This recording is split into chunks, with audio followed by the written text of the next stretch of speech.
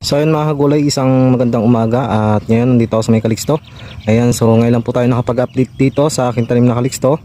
At medyo busy po tayo sa ibang area. At ngayon ang ginagawa ko dito mga kagulay, nag-i-spray ako ng pumatay damo dito sa pagitan ng talong. At yung gamit yung herbicide ay yung Glopus. So ang area na to ay nasa 4.5. At ito yung naubos kong herbicide.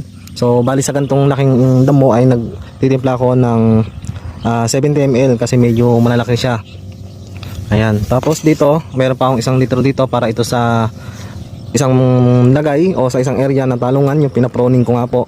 At isprayan ko rin yung kanyang pagitan para pagka pumatak na po yung ulan ay mapagsasanga na po siya at hindi na po siya lulubugin ng damo. So medyo kasi mabilis kasi umalsa yung damo pagka gantong naulanan siya. So pakita sa inyo yung kanyang, yung po yung gamit yung pumatay damo dito sa aking talungan. Tapos meron ako naunang spray doon, papakita ko sa inyo at ilalagay ko na ito sa video para makita nyo yung epekto ng Glopus. At yun nga mga kagulay, dahil natapos ako mag-spray.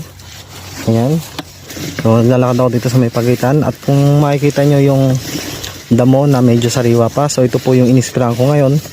At yung nandito pong nasa unang pinitak ay yung po yung naunang na-spray. So 3 days nung na-spray ko at ito na po yung kanyang epekto.